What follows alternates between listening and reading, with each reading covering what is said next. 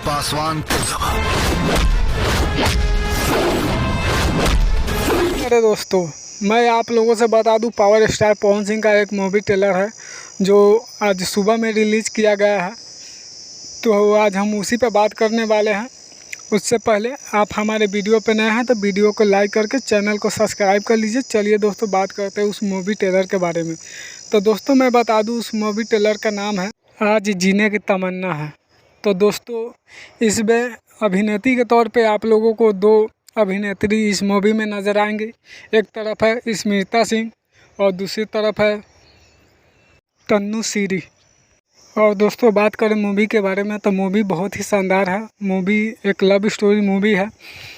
और दोस्तों, इस मूवी को पूरा फुल मूवी रिलीज़ किया जाएगा 4 अगस्त, जो कि पूरा फुल मूवी आ जाएगा। तो हम आप लोगों को उस वेबसाइट का लिंक दे देंगे, आप जाके देख लीजिएगा।